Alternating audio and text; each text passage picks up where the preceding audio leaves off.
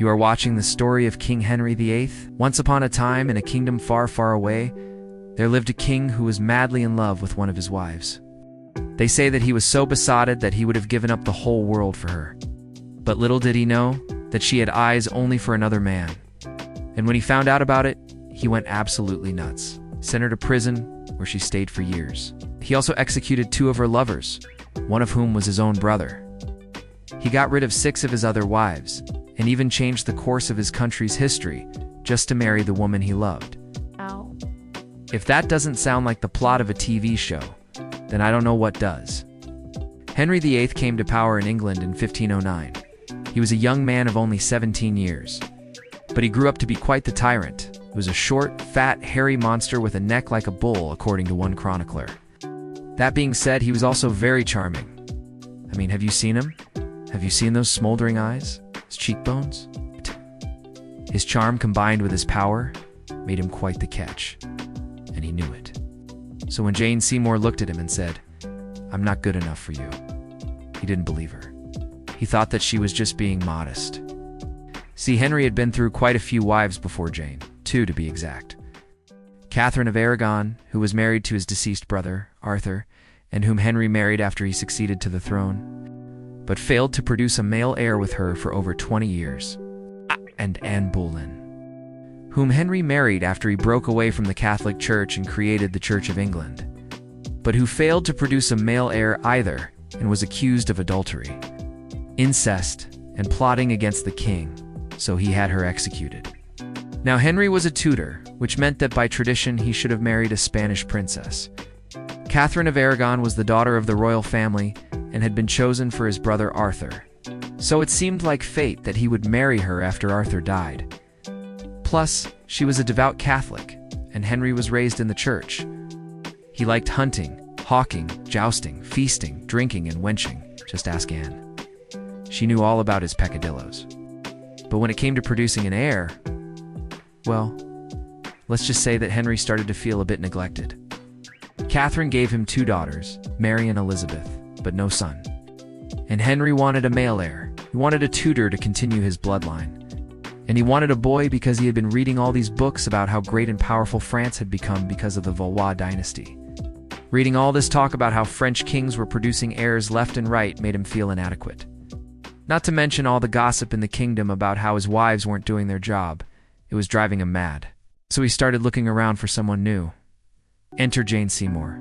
She was a young woman who had been in the service of the Queen since she was 13, and Henry noticed her. He noticed her gentle nature, her sweet smile, her slender figure. He noticed her. I think it's safe to say that she was beautiful to him because, remember, Anne had already told him that he could do better than Catherine. So why not go for someone younger, someone prettier, someone who could give him what he wanted? Now, there's no denying that Henry was smitten with Jane. But we can't ignore the fact that he also wanted her for political reasons. First off, she wasn't related to any of the other royal families in Europe, which meant that he wouldn't have to worry about angering any of them by marrying her. Second, she was Protestant, which meant that she would be more open to having a male heir than Catherine, who was a devout Catholic. Remember back then, Catholics didn't use birth control, so they had to rely on God to decide whether or not they would have a baby each month, and birth control was considered sinful. So Jane was more likely to get pregnant than Catherine. And third, she was older than his daughters, Mary and Elizabeth, but younger than Catherine. So she was the perfect age to have children. Jane was everything that Catherine wasn't. She was obedient, submissive, compliant. She was everything that Henry wanted in a wife. And he pursued her relentlessly. He asked her to dance at parties. He whispered sweet nothings in her ear. He gifted her with expensive jewelry and clothes. He even composed a song for her called Leck mich im Arsch. Oh wait, sorry, that's German for lick me in the ass, my mistake. Anyway, Henry was head over heels for her. He wanted to marry her. He just had one small problem. His first wife, Catherine, refused to divorce him. She had taken her vows as a teenager and she wasn't going to break them now. Plus, she was a devout Catholic, and the Pope wouldn't allow her to marry anyone else. So Henry couldn't marry Jane while Catherine was still alive. What was he supposed to do? Murder his wife? Well, technically he didn't. See, Catherine was very sick for a long time, and she finally died in 1536. Henry was devastated. He mourned her for weeks. he dressed in black and went around the palace sobbing uncontrollably. He wrote her letters. He visited her tomb. He commissioned paintings of her. But most importantly, he married Jane. He married her 3 months after Catherine died, and she became pregnant immediately. Henry was ecstatic. At last, he would have a male heir. He would have someone to carry on his bloodline. He would have a son. But then something terrible happened. Jane miscarried. She lost the baby after only 4 months of pregnancy. Henry was heartbroken. He felt like it was his fault. He blamed himself for pushing her too hard, for making her work too much, for neglecting her. But Jane told him it wasn't his fault. She said that she was too old to have a baby.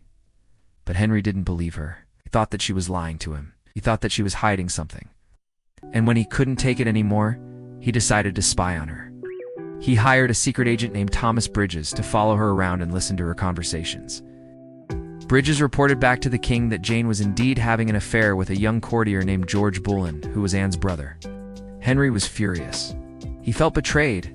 He felt used. He felt angry. And he wanted revenge. He decided to get rid of Jane and her lover, but also of her sister Mary, who he suspected was involved in the affair as well. He charged all 3 of them with adultery and treason and had them arrested. He brought them to the Tower of London and tortured them until they confessed their sins. Then he sent them to different prisons. Jane to Hampton Court Palace, where she was forced to wear shackles and sleep while standing. Mary to the Tower of London, where she was forced to walk barefoot and half-naked through the streets. And George to Pontefract Castle, where he was executed. After a few days, Jane gave birth to a stillborn boy and died soon after. Mary spent 5 years in prison, and George's head was cut off. Henry was now free to marry whoever he wanted, but he didn't want anyone else but Jane. He had her remains disinterred and placed next to his dead son in Windsor Castle. He visited their tomb every day and wept. He also founded a college named after his dead son and made Jane its first warden. He was obsessed with her memory. He was consumed by her ghost. He kept looking for her and other women, but he never found her. When he died in 1547, he was buried next to Jane and his son. On his tomb, they carved these words: "Here lies buried the most happy monarch Henry VIII, who in his lifetime was most happy in the love of 2 fair queens, his first wife, Catherine of Aragon, and his second wife, Jane Seymour, whose remains rest close at this place, who died in childbed. Having lived together in perfect harmony, and died at a happy and full end of a virtuous and glorious reign." And that's the story of King Henry VIII. Don't forget to subscribe, share this video with fellow history lovers, and leave a comment below. Thank you for watching and supporting our channel.